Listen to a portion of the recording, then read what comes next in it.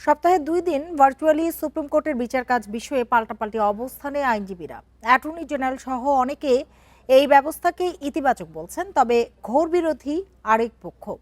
বিক্ষোভ মিছিল সহ নানা কর্মসূচি পালন করছেন তারা। বৃহস্পতিবারের মধ্যে ভার্চুয়াল কার্যক্রম বন্ধ না হলে কঠোর আন্দোলনের হুঁশিয়ারিও দেওয়া হয়।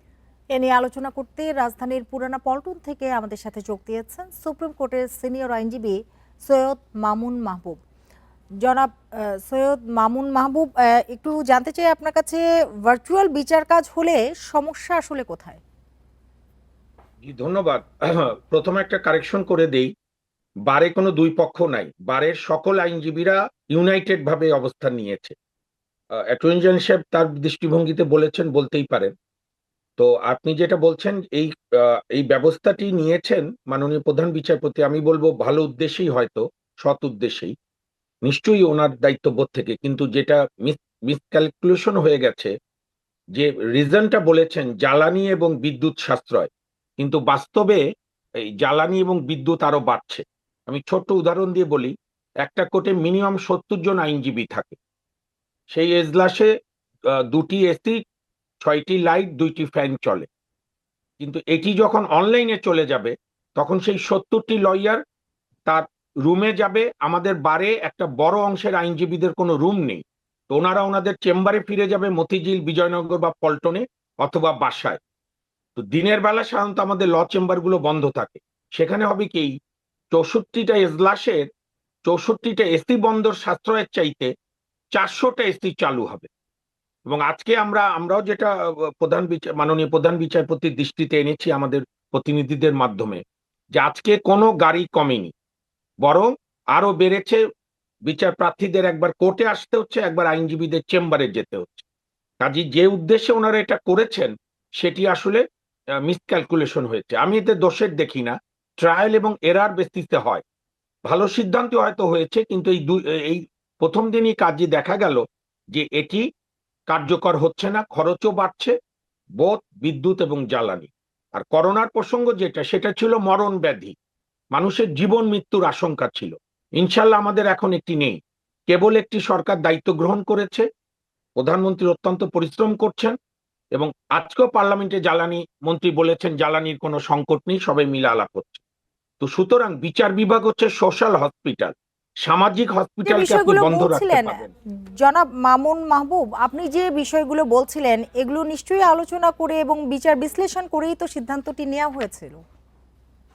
এটি যারা সিদ্ধান্ত নিয়েছেন মাননীয় প্রধান বিচারপতি বলতে পারবেন। হয়তো আলোচনা করেছেন, কিন্তু আজকে 2 দিনে আপনাদের প্রতিনিধিও ছিল।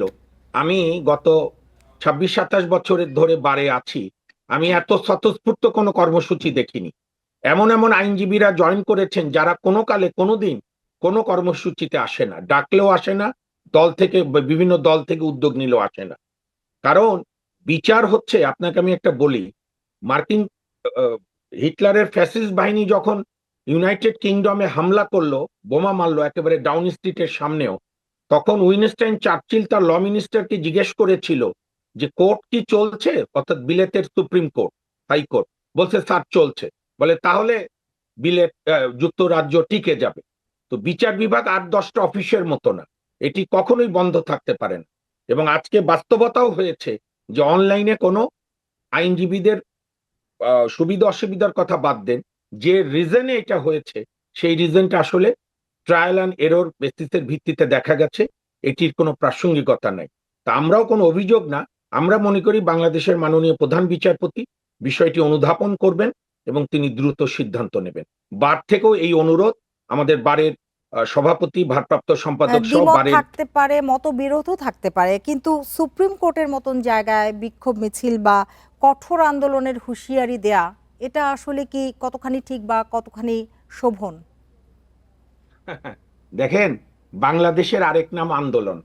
5ই আগস্ট পর্যন্ত আইনজীবীরা তদানীন্তন ফ্যাসিস্ট রেজিমের বিরুদ্ধে আন্দোলন করেছেন না? আন্দোলন আমার সাংবিধানিক অধিকার। সুপ্রিম কোর্টে তো সবসময় মিছিল করেছে, সুপ্রিম কোর্টে সবসময় আন্দোলন করেছে। ইভেন এখনো যারা বিচারপতিরা আছেন, ওদের অনেক অংশ বিভিন্ন সময় মিছিল করেছে। এবং আমরা তো কোনো অন্যায় সমস্যা সৃষ্টি করিনি। আমরা গণতান্ত্রিকভাবে আমাদের কর্মসূচি পালন করেছি। কোর্টের বিরতির সময় এবং সব কোর্টেই কার্যক্রম যে যেভাবে করেছে। এটি হঠাৎ এত মানে আপনার এত সেনসিটিভ হওয়ার কোনো প্রয়োজন নেই।